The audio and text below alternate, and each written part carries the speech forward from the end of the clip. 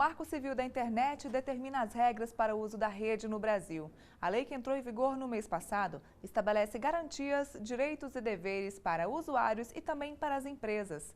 No Saiba Mais dessa semana, nós vamos conversar com o Dr. Sérgio Iannini, que é advogado especialista em direito civil. Dr. Sérgio, do que se trata então a neutralidade da rede? Neutralidade da rede consiste na democratização da internet. O que é isso? A rede ela não pode ser tendenciosa para um grupo econômico ou para um grupo de pessoas. Ela tem que ser igualitária para todos. E isso aí, o que significa também? Significa que a rede tem que ser livre e tem que ter direitos iguais para todos. Basicamente é isso. Doutor Sérgio, a partir de agora, então, como é que fica a privacidade na internet? Bom, essa parte ela foi muito privilegiada nessa lei. Houve uma grande preocupação, creio eu, que foi decorrente dessas últimas violações das comunicações dentro do nosso país.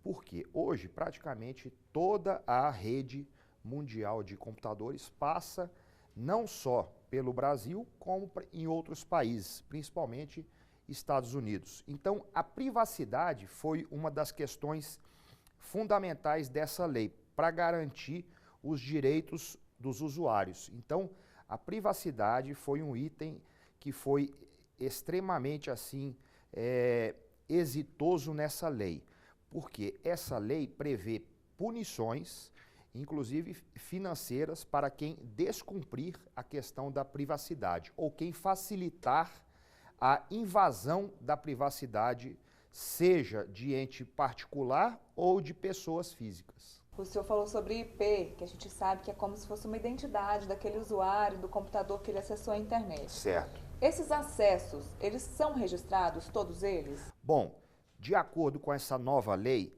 todos os provedores, o que é um provedor? É uma empresa que oferece ao usuário acesso, ele disponibiliza acesso a esse usuário à rede.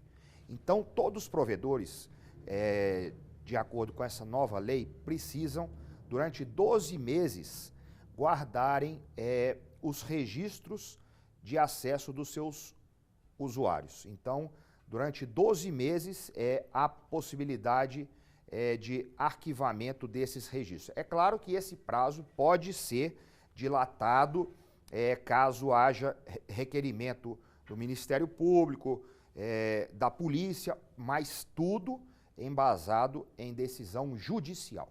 Esse armazenamento desses registros de entrada na internet, aonde é que eles ficam armazenados? Existe algum data center? Alguns data centers vão ser disponibilizados para esse serviço? Na verdade, cada provedor é responsável por esses armazenamentos. Os conteúdos gerados na internet, como por exemplo no Facebook ou em todas as outras redes sociais, eles podem ser retirados ou usados de uma outra forma por essas mesmas redes sociais sem autorização do usuário? Pode, isso aí é plenamente possível.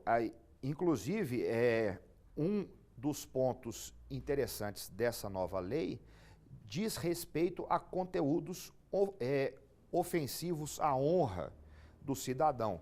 Ou seja, se a pessoa tem um conteúdo que ofende a ela pode solicitar inicialmente por escrito, diretamente para o provedor do conteúdo para que seja retirado.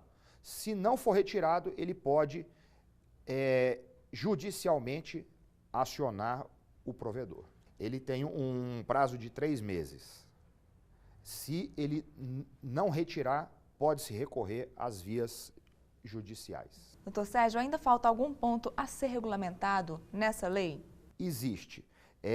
Justamente a questão das punições, as infrações desses registros e da questão da inviolabilidade das comunicações. Ou seja, a aplicação de multas, sanções, tudo isso. A lei, ela coloca quais são as punições, mas ainda a regulamentação disso precisa ser ainda efetivada. E na sua opinião, o senhor acha que essa lei ela é avançada em relação à lei de outros países? Na verdade, essa lei brasileira, ela é inovadora.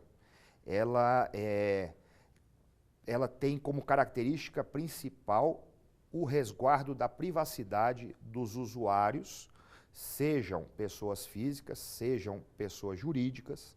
Então, é uma lei avançada demais.